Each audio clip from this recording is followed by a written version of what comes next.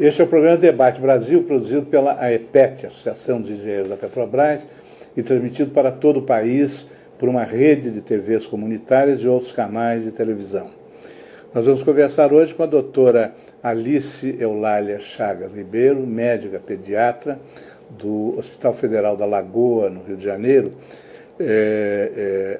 a propósito, em parte, das pautas desenvolvidas nas manifestações populares e juvenis, sobretudo, realizadas em todo o Brasil a partir do mês de junho.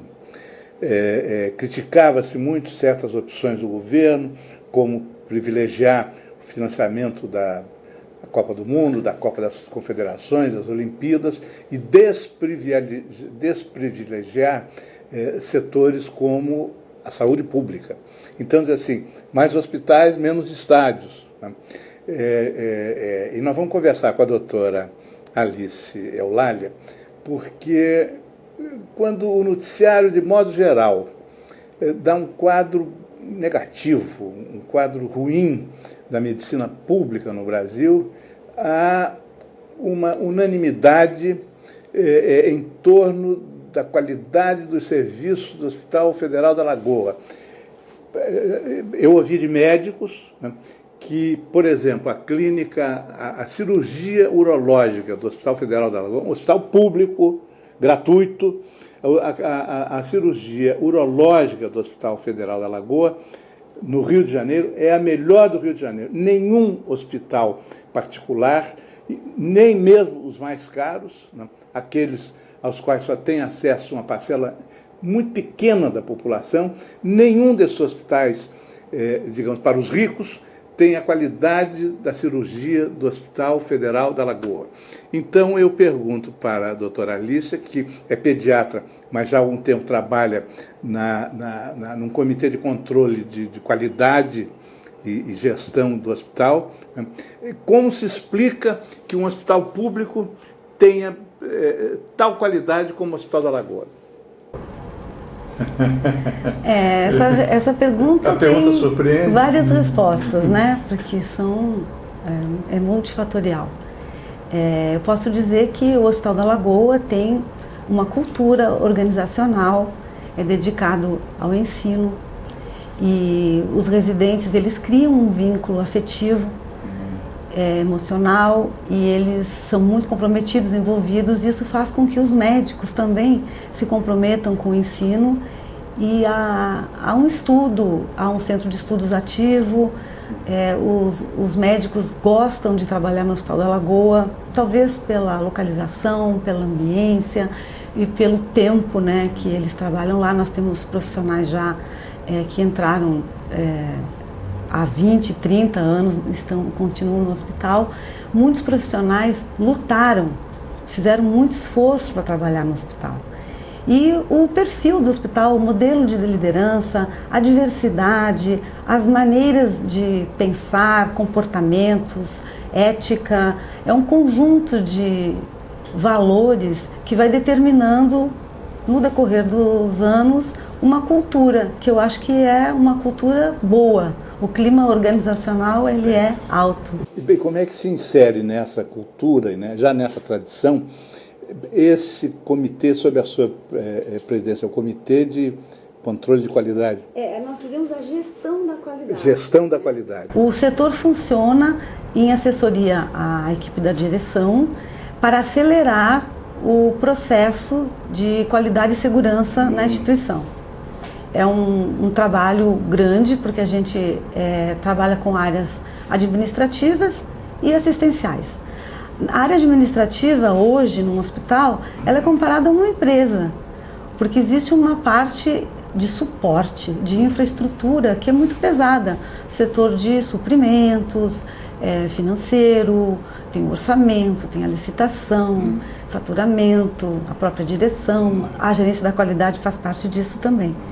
E fora isso, quer dizer, é uma empresa onde tem pacientes, existem pessoas doentes e demandam cuidado, e todo o aparato técnico, equipamentos, medicamentos, setores de apoio, como farmácia, laboratório, setor de imagem, anatomia patológica, e assim vai, nutrição, fisioterapia. E pelo que eu pude saber de médicos e também de ex-pacientes, é que esses pacientes saem de lá satisfeitos.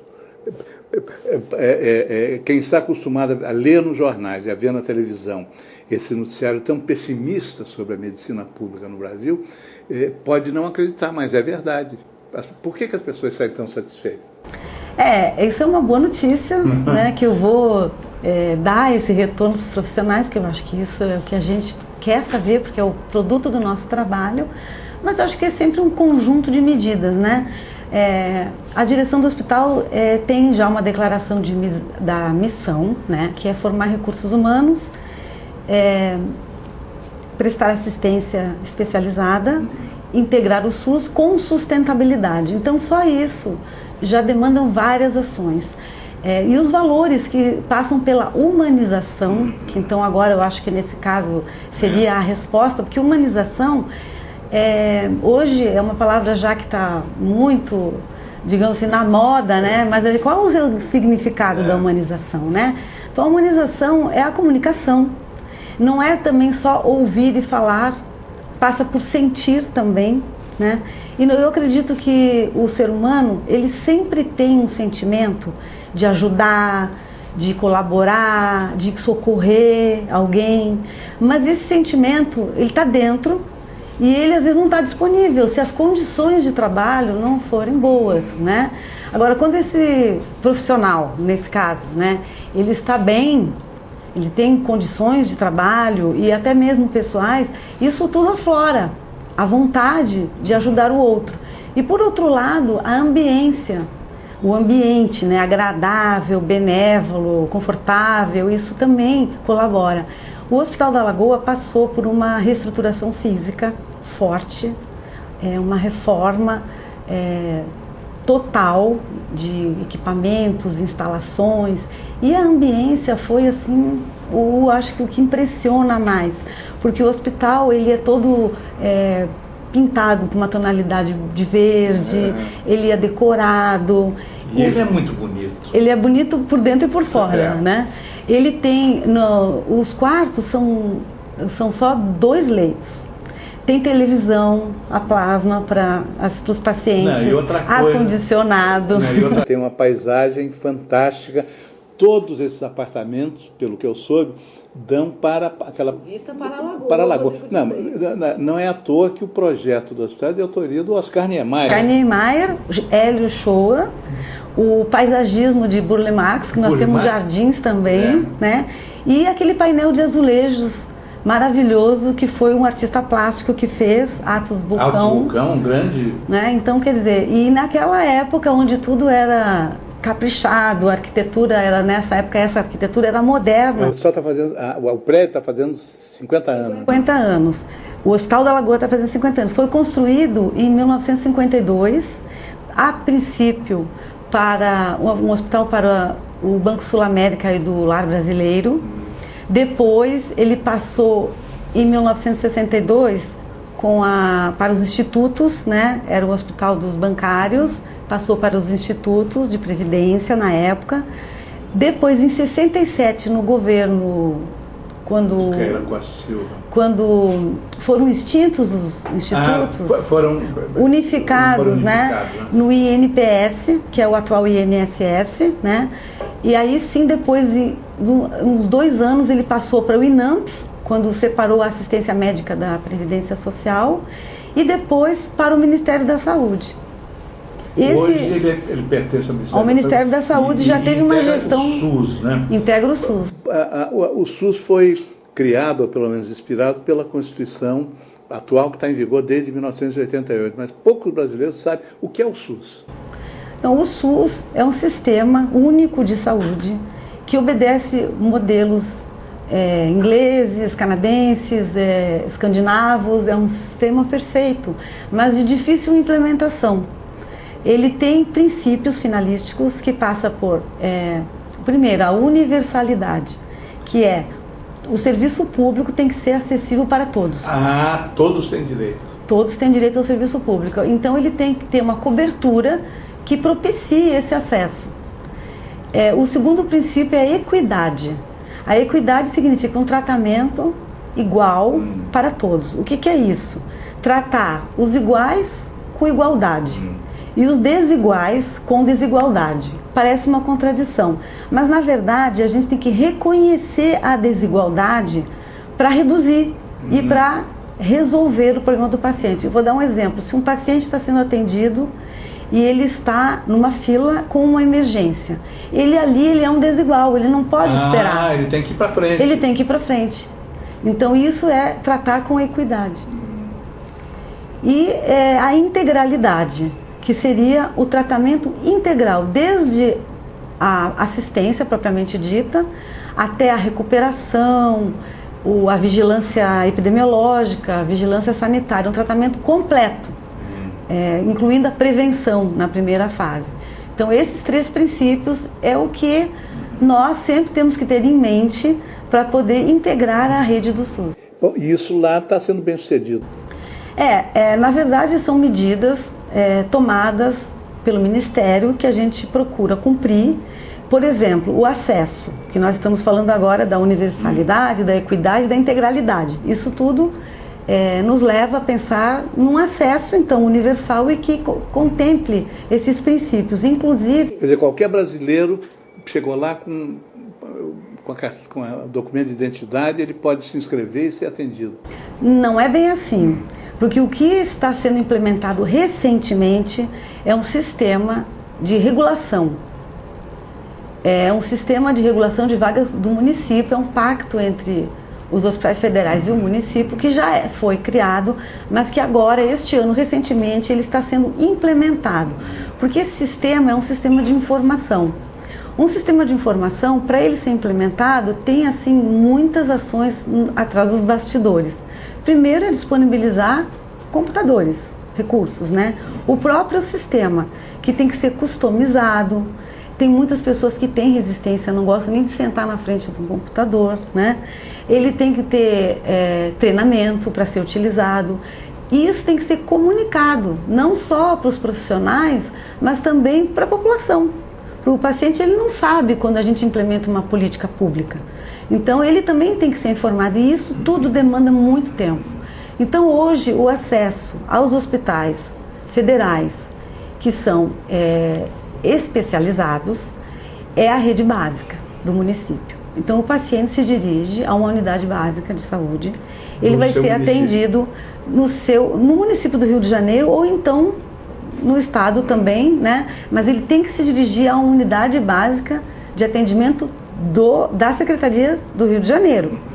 Esse posto de saúde, ele pode resolver o problema ali mesmo, ou ele pode detectar a necessidade de encaminhar para um hospital com serviço especializado. Então esse sistema é um sistema que é online e ele vai ser agendado para comparecer no hospital para consulta ambulatorial. Com dia e hora? Tudo determinado. Esse é o CISREG. Quer dizer, é um hospital público que tem hora marcada. Não tem, não é. Eu não vou lhe perguntar sobre outros hospitais. Porque, né? E a gente não pode também. Pois é. Garantir, mas enfim, né? o que muito se ouve é que a pessoa diz, tem que chegar no hospital às 6 horas da manhã para pegar uma senha e vai ser atendido às 5 horas da tarde. Lá é consulta com hora marcada. Na verdade, essa questão da fila, né, é uma cultura, né? Eu vou pedir licença para interromper, porque nós temos um intervalo agora, e depois dessa questão da fila, né, eu queria lhe perguntar sobre as especialidades médicas que são atendidas no Hospital da Lagoa e com que qualidade, com que resultado. Tá?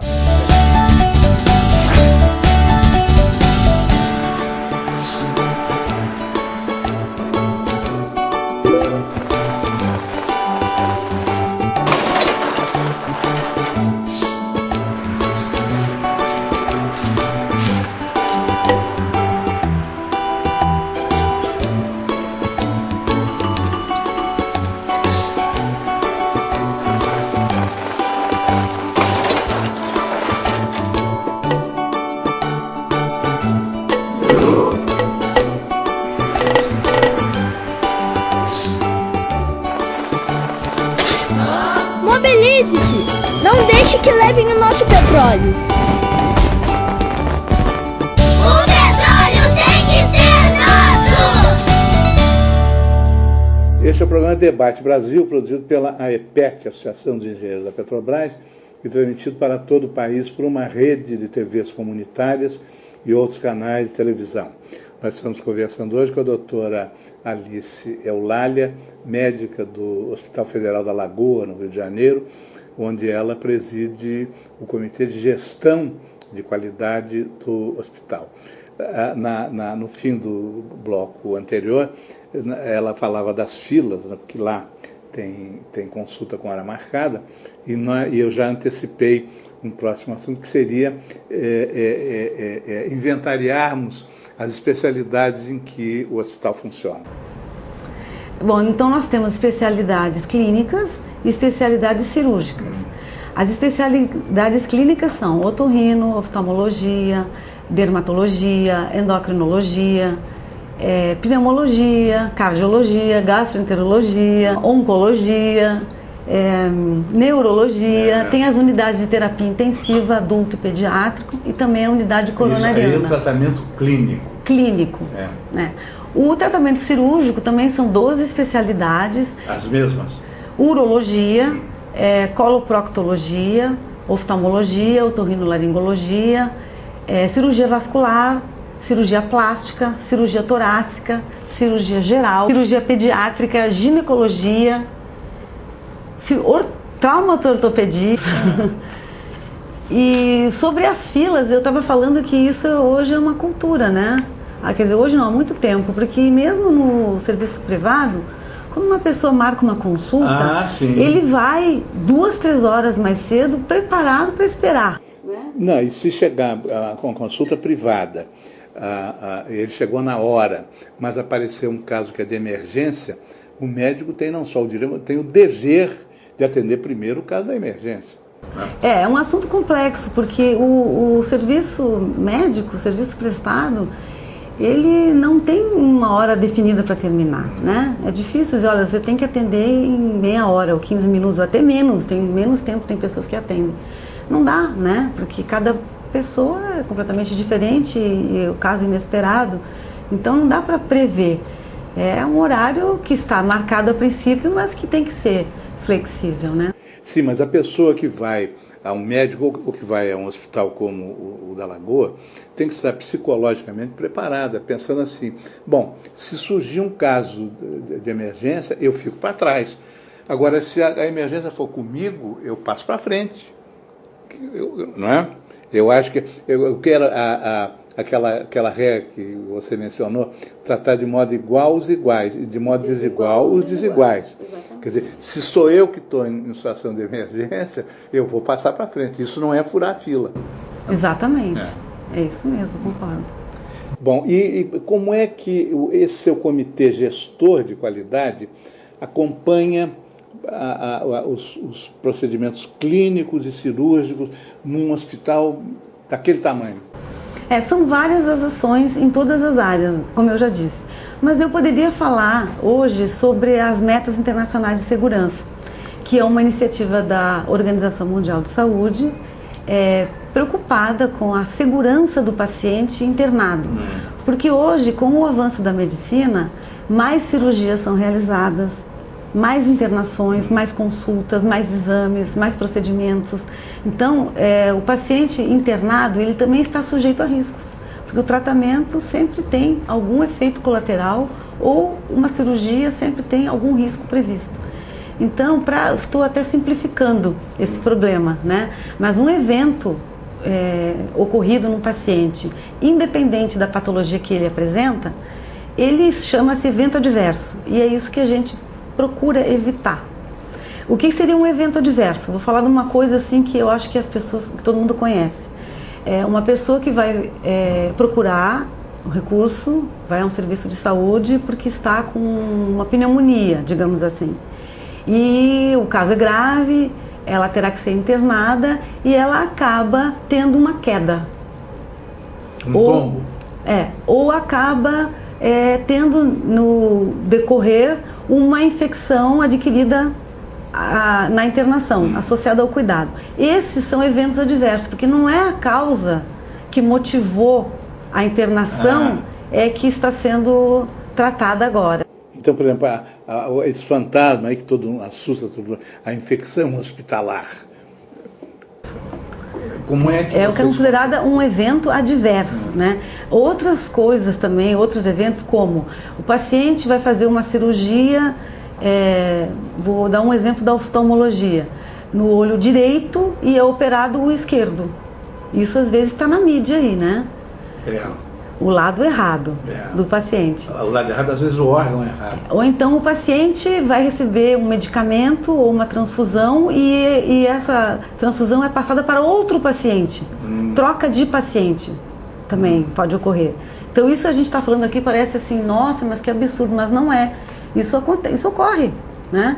Então são sistemas, a gente trabalha com sistemas que evitem esse tipo de evento, a ocorrência de evento adverso. Então são 6 as metas internacionais de segurança. A primeira meta é a identificação correta do paciente. Então seria uma medida a ser tomada para que o paciente não fosse submetido a nenhum procedimento, nenhum tratamento, não fizesse nenhum exame sem estar identificado corretamente, que está sendo feito através de uma pulseira de identificação com o nome e o número do prontuário. O bebezinho recém-nascido na maternidade. Exatamente. Essas são mesmo, que sempre se fez nas maternidades. Essa pulseira tem o nome do paciente completo e o número do prontuário, porque às vezes os pacientes também têm o mesmo nome, até o mesmo sobrenome. Sim. Então o nome tem que ser completo e o número do prontuário, que é para ele não ser submetido a nenhum procedimento, não ser internado sem estar identificado corretamente. Isso você mencionou, quer dizer, para operar o olho esquerdo, opera o olho direito. Já aconteceu no Hospital da Lagoa? Não, isso acontece na comunidade mundial, né? E é por isso que a OMS lançou... Nos melhores hospitais do mundo isso pode acontecer? Pode acontecer em qualquer hospital, independente do porte do hospital. Eventos adversos acontecem. Há estatísticas que revelem, por exemplo, a evolução da segurança no hospital? Ainda não, né? Porque isso, na verdade, é um trabalho da gerência da qualidade, de gerar indicadores sobre todos os processos, tanto os administrativos quanto os assistenciais. E esse processo é um processo que a gente tem primeiro que amadurecer mais para poder medir.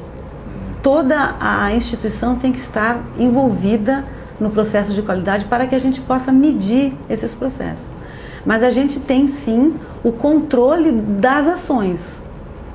Quantos pacientes nós temos identificados, que a meta é chegar a 100%, né? Mas às vezes ocorre do paciente não estar identificado ou estar incorretamente identificado. Então esse indicador a gente produz. A gente ainda não produz o indicador medindo o evento adverso.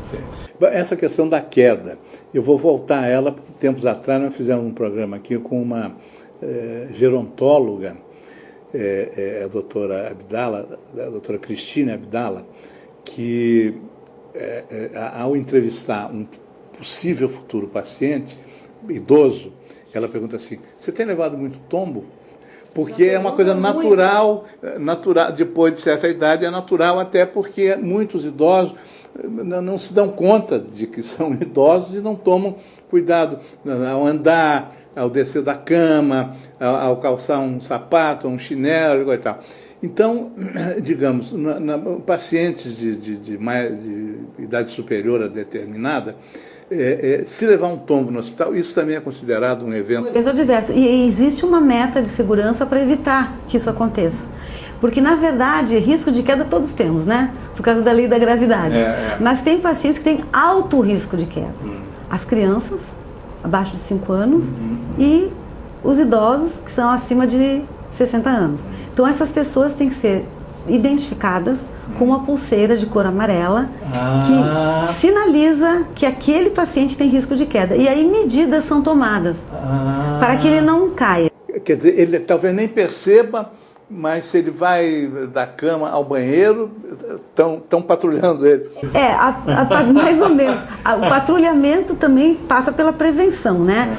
Grades, janelas com grades, barra de segurança nos banheiros. Ele não pode sair desacompanhado se ele tiver risco de queda. O risco de queda tem que ser avaliado e reavaliado, porque às vezes uma pessoa interna e ele não tem risco de queda, não é o público, né, de crianças nem idosos, mas ele por algum motivo passa a ter, tomando alguma medicação ou no pós-operatório, então ele passa a ter risco de queda. Da mesma forma, a pessoa pode internar com o risco de queda e não tem nenhuma depois ela não ter mais aquele risco de queda, né? Então ela também é revista, tem que ser revista diariamente para avaliar sempre este risco. E bom, o risco propriamente cirúrgico, né? Há cirurgias que são mais arriscadas do que outras. Como é que isso é avaliado no Comitê de Qualidade? Nós estamos falando exatamente das 6 metas internacionais. Uma das metas, a meta 4, é a segurança nas cirurgias. Então existe um modelo, um checklist, que é repetido em 3 momentos. Antes da indução anestésica, antes da incisão na pele e antes do paciente sair da sala de operações. Então é onde se checa a identificação, se esse paciente é mesmo o paciente que vai ser submetido à cirurgia, se checa a lateralidade, se é o lado direito ou esquerdo, essa lateralidade tem que ser marcada com uma caneta própria, uma caneta dermográfica, que faz um X no lugar, no sítio operatório, né, onde vai ser feita a incisão. Equipamentos, exames necessários, checar o aparelho do anestesiologista, checar a equipe, se a equipe está completa. Então tem uma listagem de itens a serem verificados, como um checklist mesmo, como se faz na aviação, que quando o avião levanta voo, a gente não tem nem ideia dos riscos que está correndo. Mas o piloto já fez o briefing várias vezes. Não, mas falaram também numa exigência, antes de qualquer coisa, o paciente tem que ir lá num determinado serviço fazer a reserva de sangue para o caso de necessidade de transfusão. E aí, se... Eu vou deixar essa pergunta para depois do intervalo, porque talvez exija uma resposta mais demorada. E se não tem lá registro do tipo sanguíneo, fazem um exame na hora para ver qual é. Sim. Bom, então vamos fazer um intervalo agora e na volta entramos nesse detalhe. Até já. Já houve um tempo que a mulher não podia sair na rua sozinha, não podia votar, não podia trabalhar fora de casa, e a mulher soube superar tudo isso. Agora chegou sua hora de vencer mais uma barreira: o medo de falar da violência que você sofre.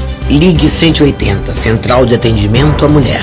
A gente ouve, orienta e te apoia. Uma vida sem violência é um direito de todas as mulheres. Brasil, um país de todos e de todas. Este é o programa Debate Brasil, produzido pela AEPET, Associação dos Engenheiros da Petrobras, e transmitido para todo o país por uma rede de TVs comunitárias e outros canais de televisão.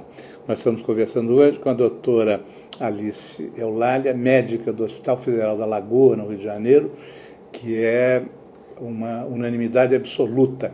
É um dos melhores hospitais brasileiros para os tipos de cirurgia e clínica em que ele opera.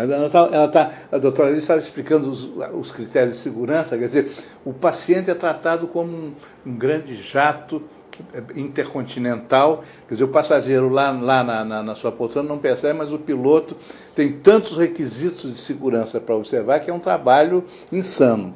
Então, surgiu aí uma informação que eu tive de que o paciente chega lá, antes de qualquer coisa, ele tem que passar por um serviço lá que vai verificar o tipo sanguíneo dele e já fazer uma reserva. Se ele precisar de transfusão, o sangue já está reservado.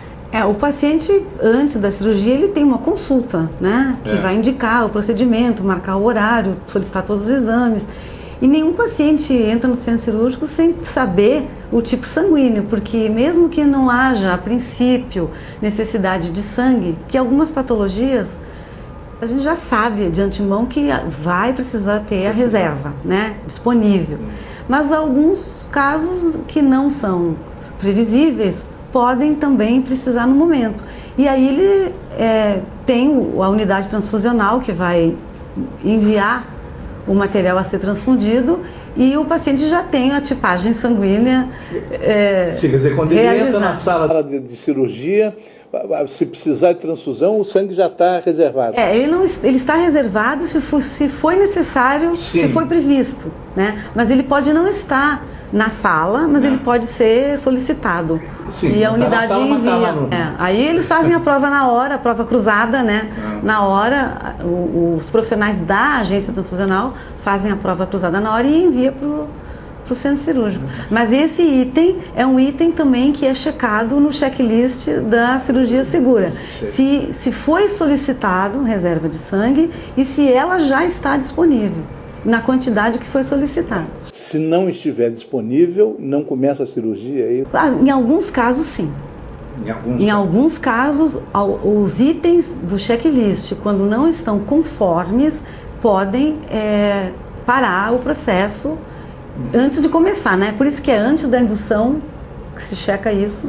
Aí depois se checa antes da incisão. A indução é a anestesia. É a anestesia. Quer dizer, A incisão é a cirurgia. Depois checa de novo. Porque se for checar isso durante a cirurgia, não pode parar a cirurgia, né? Pois é. Então tudo isso tem que ser checado, cada procedimento, cada ação no seu momento. E há outros itens de segurança? Não, são vários. Passa pela identificação, pelos exames necessários, o equipamento necessário, se a equipe está completa, se tem alguma fase crítica da cirurgia que os outros profissionais tenham que saber. Depois passa para a parte da incisão, quando se repetem e se pergunta se vai precisar de algum outro material na fase crítica, se é que existe na cirurgia. E na saída tem que haver um resumo, porque na verdade, quando se prevê uma cirurgia, muitas vezes no momento da cirurgia pode haver modificação de técnica cirúrgica. Então às vezes o procedimento planejado... No que começou a cirurgia, verifica que tem que mudar. Pode ser que o planejado não seja o executado. Sei. Então, alguns casos tem que haver esse registro do que foi feito, né? Se foi alterado o planejamento e todo o relatório. E no pós-cirúrgico, quais são as medidas de segurança? As medidas de segurança são feitas já antes do paciente sair da sala pelo médico, as recomendações para cuidados de enfermagem sobre dieta, curativos, medicamentos. O paciente já sai da sala com a prescrição resolvida. E em todos os casos se faz biópsia do material resultante da cirurgia? Toda a amostra tem que ser enviada à anatomia patológica. Mesmo que não haja suspeita de câncer? Se foi retirado algum material orgânico, ele tem que ser examinado. Ainda que não haja nenhuma razão para suspeitar de... E as amostras, elas têm que ser identificadas da mesma forma que o paciente. Não com pulseira, mas com uma etiqueta, porque a etiqueta, ela é utilizada com o nome completo e número do prontuário também em todos os documentos do paciente. No prontuário, nas evoluções, nas prescrições, solicitação de exames, de imagem, solicitação de sala cirúrgica e nas amostras também de material orgânico são enviadas à agência transfusional identificadas, para que não haja, mais uma vez, a troca desse material. E quando há necessidade, por exemplo, de o paciente, depois da operação, ir para uma UTI? Sim, no momento da saída do centro cirúrgico, também é checado se o paciente tem uma reserva no CTI. Sempre se faz uma reserva? Não, o médico é que vai decidir, geralmente até antes da cirurgia, ele já sabe se o paciente vai precisar de uma unidade de terapia intensiva. Então isso é checado na saída, se a vaga está disponível. Sim, porque eu imagino que o número de leitos na unidade de terapia intensiva seja menor do que o número de, vamos dizer, de leitos cirúrgicos ou de apartamentos no hospital, não é? Nem todo pós-operatório interna em UTI. A gente, inclusive, tem as cirurgias que são ambulatoriais, né? Que o paciente chega, ele vai ser internado, digamos assim, no hospital dia, e depois da cirurgia ele volta para o hospital dia, que é só uma internação de 24 horas, e depois ele vai para sua casa. Algumas cirurgias ambulatoriais são assim. Quais são? Principalmente cirurgias oftalmológicas, otorrinolaringológicas. Então, a maioria dos pacientes que opera eles não vão para a UTI, né? Isso é uma coisa que deve ser prevista, ou então, se for decidido isso no transoperatório, tem que se reservar uma vaga. Quer dizer, se durante a cirurgia houver algum evento que recomende a CTI, o cirurgião já tem que providenciar a vaga.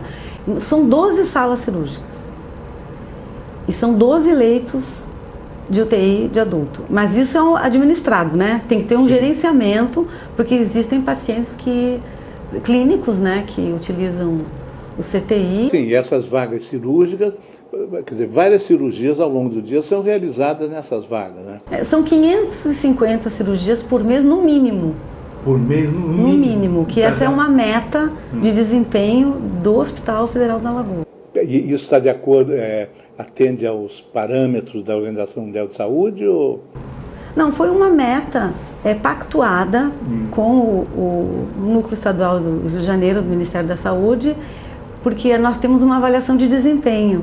Então, essa meta é uma meta institucional, porque todos os profissionais, direta ou indiretamente, eles colaboram para que se realizem 550 cirurgias, porque tem toda a infraestrutura também. Então, no mínimo, a gente já ultrapassa isso. Em geral ultrapassa. Em geral ultrapassa. Mas a próxima meta que a gente pode falar, claro, são 6, né? A próxima meta é a meta da segurança de medicamentos. Né? Porque também é comum, vocês estão vendo aí na mídia, né? A questão da administração dá o remédio errado, medicamento equivocado ou no paciente equivocado, que a gente já viu que pode ser identificado, mas os medicamentos também podem ser identificados.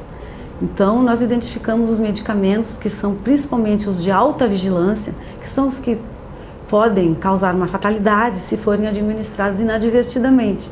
Então, esses medicamentos, eles também são sinalizados. São analgésicos? Tipo... Alguns medicamentos, eles se parecem, os frascos, eles se parecem. Então, esses medicamentos têm que ser distinguidos por cores, né? Agora, outros medicamentos, eles são identificados porque eles podem ser fatais. Então, ampolas de adrenalina, morfina e outros, né, vasodilatadores, esses medicamentos são considerados de alta vigilância, e principalmente os eletrólitos, que a gente sabe que o cloreto de potássio pode ser fatal, tem outros eletrólitos também com magnésio, com cálcio, que não podem ser administrados sem uma checagem. Então, essa é a terceira meta de segurança, que trata de medicamentos. Tem a quinta meta, que a gente chegou a falar antes, que é a meta da higienização das mãos como prevenção da infecção associada ao cuidado. Então, há sempre campanhas no hospital para que as pessoas saibam higienizar as mãos, né? A gente utiliza o álcool glicerinado, que é melhor que a higienização com água e sabão. Melhor que água e sabão. Melhor que água e sabão. E também colabora para a sustentabilidade, que é uma meta, é uma visão também de futuro do Hospital da Lagoa. A higienização com álcool, além dela ser mais eficaz, que já foi comprovado isso por estudos, ela ainda economiza água, sabão, papel, tem maior adesão do que a higienização correta das mãos, que é um processo, né, que demora um pouco. Então, com água e sabão ela demora mais, e com álcool glicerinado ela demora menos, é mais rápida, então tem mais adesão dos profissionais também. Então, essa é a quinta meta, é a redução da ocorrência de infecções associadas ao cuidado através de medidas. E uma delas é a higienização das mãos, que é um processo fácil, rápido, simples e custo menor do que se fosse usar água e sabão. Isso vale para todo mundo que está lá, né? A pessoa está esperando a consulta, convém lavar a mão com... Para o paciente, ele, quando está internado, ele também pode higienizar as suas mãos. Agora, isso é para o profissional. É o profissional que higieniza as mãos, porque ele passa por vários pacientes e ele não pode... É ele que leva as bactérias de um paciente para o outro. Todos os profissionais de saúde têm que higienizar as mãos. Agora, a higienização com água e sabão, ela é recomendada quando existe sujidade mesmo, né? Eu cheguei agora no hospital, tenho que lavar as mãos. Mas quando eu examino um paciente e vou examinar outro paciente, se eu não me contaminei com sangue, secreções, eu posso usar somente o álcool glicerinado, mas existe uma técnica para atingir assim todos os cantinhos, né, os detalhes das mãos, não deixar fora nada. Olha que, infelizmente, o nosso tempo está chegando ao fim. Eu queria deixar os minutos finais a seu critério para completar o que estava sendo dito e também para anunciar que, em seguida, a sua última intervenção, nós vamos exibir um filme produzido pelo próprio hospital para assinalar a passagem dos seus 50 anos de fundação. O telespectador vai ver que não é só que o hospital bonito olhado de fora, que visual alto astral tem o paciente internado num dos seus apartamentos. Então, doutora Alice, muito obrigado e os minutos finais do programa estão à sua disposição. Bom, então, antecipadamente, já vou agradecer o convite. Foi um prazer participar, ser entrevistada por você, poder falar do nosso trabalho no Hospital da Lagoa e também dando um foco na gerência da qualidade. Esse filme, ele mostra todas as instalações internas e externas, as pessoas também que trabalham no hospital, e eu queria deixar uma mensagem que a gente sempre utiliza porque ela é muito verdadeira. É que só as pessoas, elas são a chave do sucesso, que foi a pergunta inicial. Sem as pessoas, a gente pode não fazer nenhuma dessas ações aqui que eu estou falando. Todas as nossas ações dependem da integração, do comprometimento, do envolvimento de toda a instituição. E a instituição, ela é formada por pessoas. Então, elas é que são a chave do sucesso. Muito obrigado. Eu que agradeço.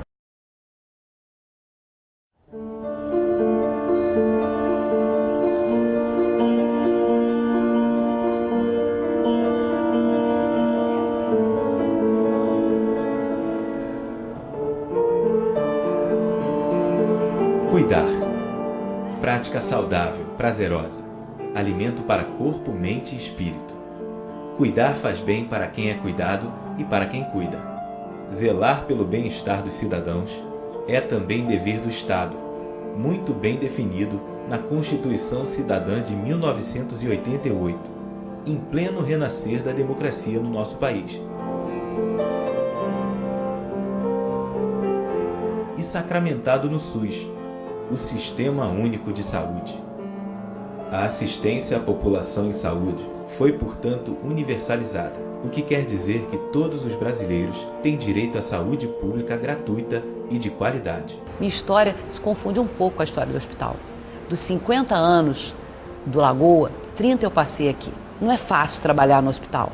Você vive o sofrimento das pessoas, as pessoas que vêm com todo tipo de carência, de sofrimento, vêm buscar um cuidado especial. Eu vejo como usuário um empreendimento do maior significado, em termos da área física, que é deslumbrante, e em termos de atendimento, que o pessoal técnico é de primeiro nível. Então não tenho como dizer ao contrário. E é exatamente oferecer atendimento em saúde de alta qualidade à população o que vem notabilizando a atuação do Hospital Federal da Lagoa, que completa 50 anos de serviços prestados à comunidade carioca e do interior do estado do Rio de Janeiro.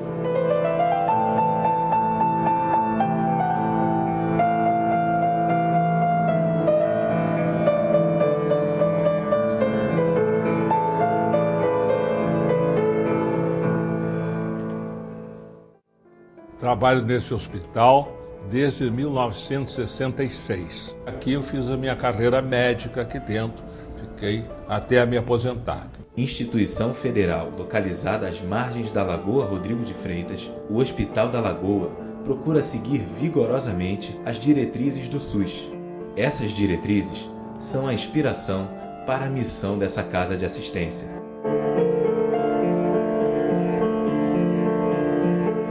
Ser um hospital de excelência na assistência em saúde para a população, aplicando as melhores práticas de atendimento e gestão em saúde e garantindo a satisfação dos funcionários e médicos da casa. Com a evolução da medicina e o advento de novas tecnologias, a expectativa de vida da população melhorou. A gerência da qualidade, ela foi criada justamente para despertar a consciência e o comprometimento profissional com a segurança do paciente, desenvolvendo uma cultura de qualidade e segurança no hospital. O Hospital Federal da Lagoa conta com uma infraestrutura moderna e bem equipada para prover o melhor atendimento à população. Toda essa estrutura não seria suficiente sem uma equipe bem treinada e altamente motivada. Os servidores do hospital trabalham de forma integrada para oferecer o serviço adequado, no prazo necessário e com o cuidado que todos que frequentam a casa merecem e têm o direito. Com o comprometimento de toda a equipe, o Hospital da Lagoa vem alcançando marcas de dar orgulho aos profissionais da área e à população carioca e brasileira. Aqui se reuniu um grupo muito especial de pessoas que ao longo dos anos foram criando departamentos e fazendo a transformação do sistema público de saúde na prática. Tornar esse hospital um hospital de referência, um hospital público de referência no Brasil. A Associação Saúde e Criança exerce um trabalho social e voluntário, reconhecido internacionalmente. Não é à toa que essa organização, que hoje em dia é reconhecida mundialmente como um dos melhores projetos sociais do mundo, a gente é a melhor organização social da América Latina, nasceu desse grupo de pessoas. Nasceu com raízes e serve a crianças do Hospital da Lagoa. Procurando sempre agir de acordo com as boas práticas de gestão em saúde e buscando um diálogo contínuo e frutífero com a sociedade, o Hospital da Lagoa vem estabelecendo importantes parcerias com instituições e organizações não governamentais. Nós entramos em 2005 com a refederalização dos hospitais federais e desde então nós estamos aqui desenvolvendo esse projeto junto com o apoio do governo federal e o apoio interno dos próprios servidores da casa. De um lado, como que a gente ia comprometer os servidores da casa, trabalhando em condições tão precárias? Do outro lado, como atender a população que estava desassistida e a gente não podia protelar esse atendimento. Então, nosso desafio foi esse, unir esses dois lados, atender esses dois lados e mobilizar as pessoas para que contribuíssem mudando esse quadro. O hospital estava com 60 leitos, hoje nós temos 240 leitos. Nós tivemos um centro cirúrgico fechado por um mês. Hoje estamos funcionando com 10 salas, realizando em torno de 550 cirurgias mês. Tínhamos 2 leitos do CTI pediátrico, hoje temos 10 leitos. Um CTI de adulto funcionando com 4 leitos, hoje temos 12 leitos. Temos uma média de 800 internações mês, 20 mil consultas ambulatoriais mês. Esses próprios números eu acho que já falam um pouco de como é que o hospital se encontra hoje. Ao completar 50 anos, o Hospital da Lagoa traz consigo uma história de muitas dificuldades, mirando sempre um grande horizonte: tornar-se modelo de excelência no atendimento em saúde pública, garantindo a toda a população um atendimento humanizado, de alta qualidade e de acordo com as diretrizes do Sistema Único de Saúde. Esse hospital, de uma maneira geral, e eu acho que a maioria desses 50 anos, ele bem serviu a população.